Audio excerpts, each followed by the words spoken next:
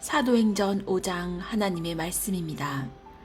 아나니아라는 사람은 그의 아내 삽비라와 함께 재산을 팔았습니다. 그는 그 돈의 일부를 떼어 자기 것으로 숨겨두고는 나머지를 사도들의 발 앞에 가져와 바쳤습니다. 그의 아내도 이 사실을 다 알고 있었습니다. 그러자 베드로가 말했습니다. 아나니아야, 어떻게 네가 사탄에게 마음을 빼앗겨 성령을 속이고 땅값으로 받은 돈의 일부를 내 것으로 몰래 숨겨놓았느냐? 그 땅은 팔기 전에도 내 소유였고 또 팔고 난 뒤에도 내 마음대로 처분할 수 있지 않았느냐? 그런데 왜 이런 일에 마음을 품었느냐? 너는 사람을 속인 것이 아니라 하나님을 속인 것이다. 아나니아는 이 말을 듣자마자 쓰러져 죽었습니다. 그리고 이 일을 듣는 사람들은 모두 두려움에 사로잡혔습니다.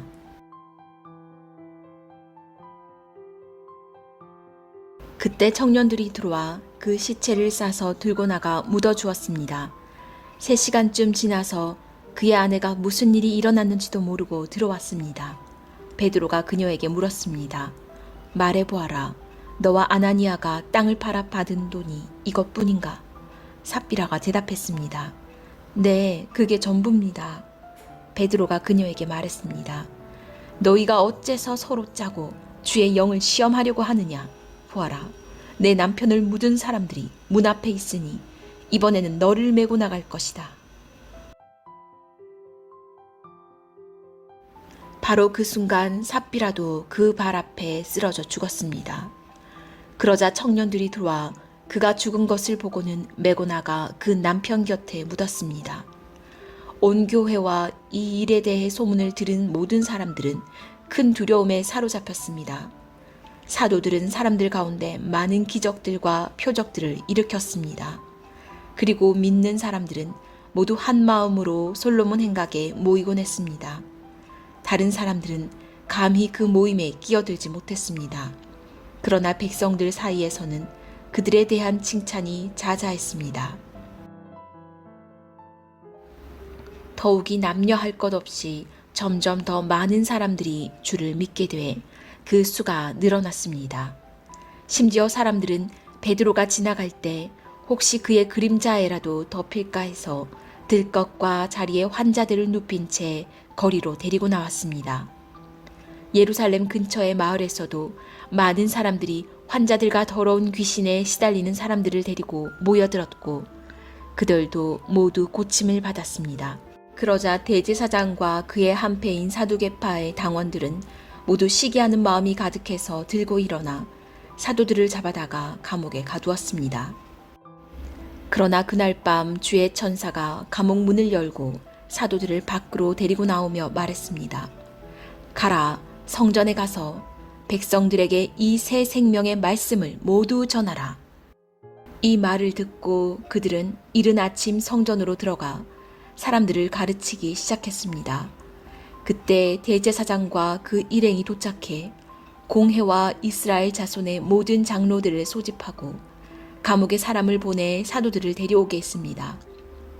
그러나 경비병들이 감옥에 도착해 보니 그들은 온데간데 없었습니다. 그들이 돌아와 이렇게 보고했습니다. 감옥 문은 단단히 잠겨 있었고 간수들도 문마다 서 있었습니다. 그런데 문을 열어보니 안에 아무도 없었습니다.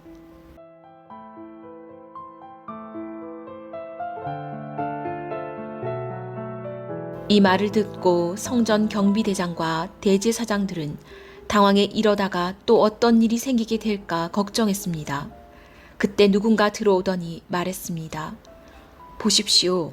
감옥에 가둔 그 사람들이 성전에 서서 사람들을 가르치고 있습니다. 그러자 경비대장은 부하들과 함께 나가서 사도들을 잡아왔습니다. 그러나 강제로 끌고 오지 않았는데 그것은 사람들이 자기들에게 돌을 던질까 겁이 났기 때문입니다.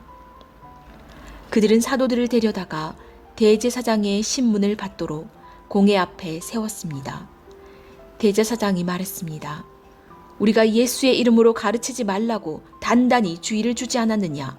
그런데 너희는 온 예루살렘을 너희 가르침으로 가득 채우고 이 사람의 피에 대한 책임을 우리에게 뒤집어 씌우려고 하는구나. 베드로와 다른 사도들이 대답했습니다. 사람에게 순종하기보다 하나님께 순종하는 것이 마땅합니다. 당신들이 나무에 달아 죽인 그 예수를 우리 조상들의 하나님께서 살리셨습니다. 하나님께서는 이스라엘에게 회개와 죄 용서를 주시려고 예수를 그분 오른편에 높이셔서 왕과 구세주가 되게 하셨습니다. 우리는 이 모든 일들의 증인이고 하나님께서 그분께 순종하는 사람들에게 주신 성령 또한 그 일들의 증인이십니다. 그들은 이 말을 듣고 화가 치밀어 사도들을 죽이려고 했습니다. 그런데 가말리엘이라는 한 바리새파 사람이 공회 가운데 일어났습니다. 그는 율법학자로서 모든 사람의 존경을 한 몸에 받고 있는 사람이었습니다. 그는 사도들을 잠시 공회 밖으로 내보내라고 명령하고는 이렇게 말했습니다. 이스라엘 사람들이여, 여러분이 지금 저 사람들에게 하려는 일에 신중을 가해야 합니다. 언젠가 드다가 나타나서 자신이 대단한 사람인 양 공포하고 다니자 400명가량의 사람들이 따랐습니다. 그러나 그는 죽임을 당했고 그를 추종하던 사람들은 모두 뿔뿔이 흩어지고 말았습니다. 결국 그 일은 아무것도 아닌 일로 끝났습니다. 그 사람 뒤에도 갈릴리 사람 유다가 인구조사를 할 때 나타나서 많은 추종자들을 거느리고 반란을 도모했지만 역시 죽임을 당했고 그를 추종하던 사람들도 모두 흩어졌습니다.